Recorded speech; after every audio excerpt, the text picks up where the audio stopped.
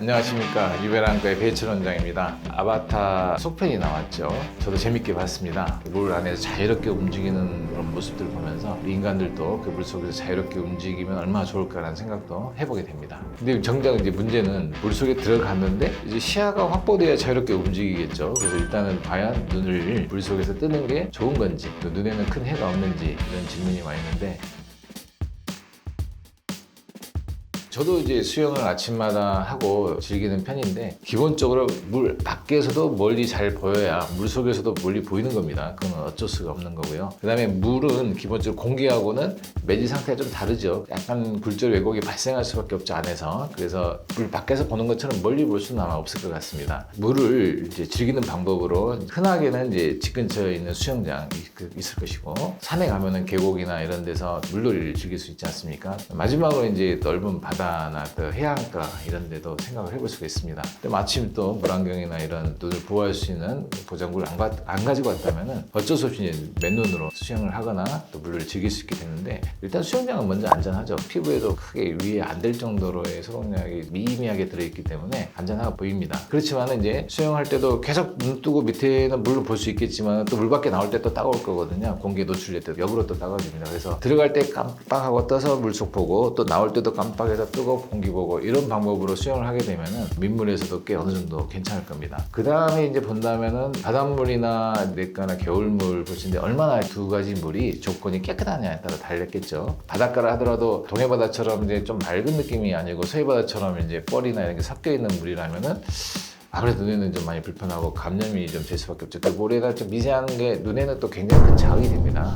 바닷가는 또 이게 기본적으로 염도가 좀 높죠. 눈물의 농도보다 염분이 높기 때문에 그 자극감이 있습니다. 또 물론 강가물도 아주 깨끗한 물은 괜찮은데 좀 이렇게 일어나서 지저분해졌다면은 결국은 이제 비슷하게 해서 순위로 따지면 얼마나 맑으냐 이거에 따라서 결정이 된다고 보여지고, 물론 이제 시냇물의 계곡물이 뭐 맑겠죠. 보기에 맑고 깨끗해 보이지만은 이제 우리가 모르는 그런 이제 기생충이나 또 미세 생물들이 있을 수밖에 없습니다. 그리고 그 물은 진짜 그야말로 소독이 안 돼 있는 자연계에서 흐르는 물이겠죠. 낙엽이나 또 아니면 짐승의 조그만 곤충이나 이런 사체들이 물속에서 부패되고 그렇게 흘릴 수도 있겠고요. 뭐 물고기나 또 여러 가지 해조류의 배설물이나 또 무슨 분비물도 나왔겠죠. 이게 이제 물속에서 텀벙텀벙 하게 되면은 일어나게 될 것이고, 또 흙먼지나 이런 거 함께 분명히 올라와서 눈에는 좋지 않은 환경의 물이 될 겁니다. 그 중에 이제 좀 무서운 게 오래된 연못같이 고인물 있죠. 고인물 같은 경우는 미세한 원생동물이 살고 있습니다. 가시 아메바라고도 알려져 있기도 한데 수돗물에서도 생존이 가능하다고 되어 있어요. 그래서